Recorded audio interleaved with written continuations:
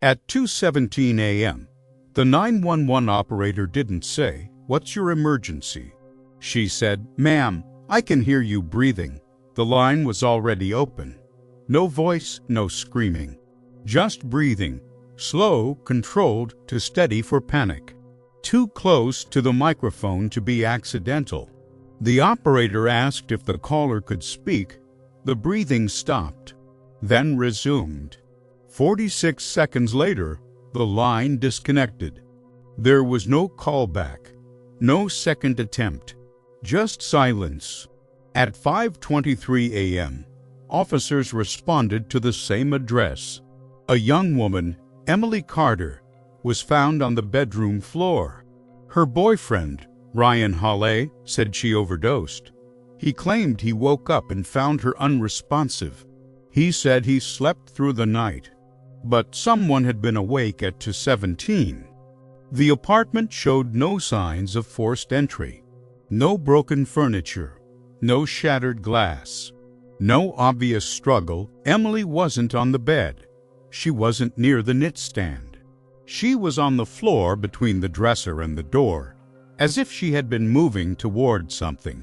Paramedics pronounced her dead at the scene.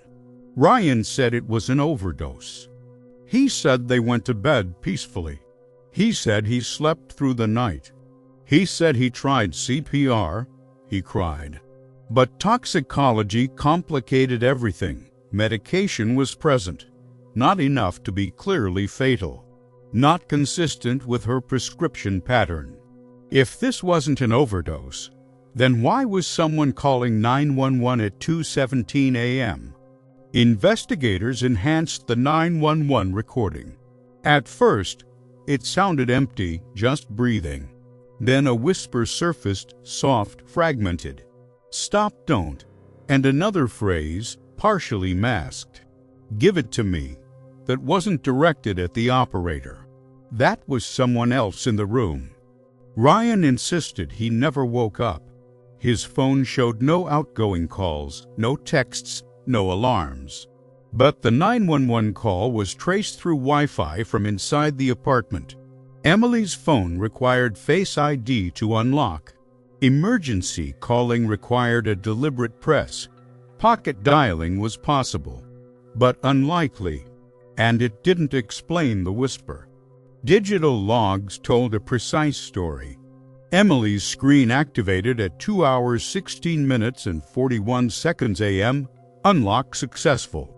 Emergency call initiated at 2 hours 16 minutes and 58 seconds. Connected at 2 hours 17 minutes and 2 seconds. Disconnected at 2 hours 17 minutes and 48 seconds.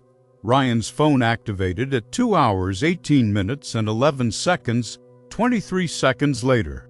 He said he was asleep, but his device wasn't. 3 days earlier, Emily sent a message to a friend. "If I disappear, check the audio." She deleted it 20 minutes later. Investigators found cloud backups, voice memos of arguments. Ryan sounded calm, controlled. Emily sounded strained. In one clip, he said, "You think anyone's going to believe you?" Her body position raised questions. She wasn't collapsed naturally. She was between the dresser and the door, as if she had been moving. There were faint bruises on her upper arms, symmetrical, not random contact marks, grip marks. Ryan said he tried to lift her. The bruises were older than that. Time of death analysis shifted the timeline. The bedroom window was slightly open. Cold air lowered the body temperature. The estimated time moved closer to 2:30 a.m. Not 5 o'clock, not when Ryan said he woke up. If she died around 2:30, then the 2:17 call wasn't random. It was the moment before everything ended. 2 weeks later, detectives searched Ryan's car again. The first search had been routine. This time, they looked for digital storage. In the center console, they found a USB drive. Inside were music files, podcasts, and one recording dated the night Emily died.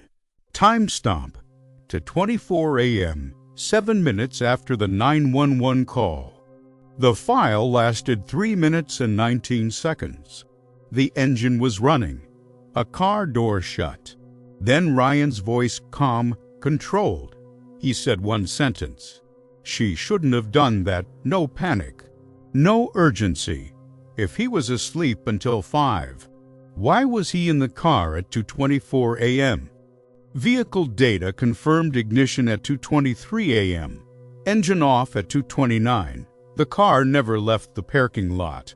Security cameras captured a figure crossing the lot at 2:22, build consistent with Ryan, hands empty, shoulders tense. Someone had gone outside. Right after the 911 call ended. Back inside, investigators re-examined the bedroom. The window was slightly open, only a few inches. The night was below freezing. Paramedics had noted the room felt unusually cold. Lower temperature can affect time of death estimates. When adjusted, the likely time shifted. Closer to 2:30 a.m., not 5 o'clock. Audio experts returned to the 911 call. Advanced filtering isolated background frequencies. The whisper became clearer. Stop, don't. And beneath it, a male voice. Give it to me. Two people were within arm's reach of that phone. Not one. When confronted with the car recording, Ryan adjusted his story. He said they had argued. He said he stepped outside to clear his head. Earlier, he claimed the night was peaceful. Detectives pointed out the contradiction. He responded, "You're twisting this, but timelines don't twist. They align. Or they collapse." Pharmacy records showed Ryan filled a sedative prescription 2 days before her death. 30 tablets dispensed. After inventory, 29 remained, 1 missing. Toxicology suggested ingestion between 1:45 and 10 a.m., shortly before the 911 call. Emily was not prescribed that medication. There were faint abrasions near Emily's jawline. Subtle, easy to overlook. Not definitive proof of force, but consistent with physical contact. Combined with grip marks on her arms, the picture shifted. Not overdose alone, not collapse in sleep. Something interrupted her. Emily's best friend provided a voicemail sent at 11:48 p.m. Emily's voice was shaking. She said, "If he takes my phone again, I don't know what I'll do." That changed everything. The 217 call wasn't random. It wasn't accidental. It sounded like someone trying to call for help. During a second interrogation, detectives stopped accusing him. They offered silence instead.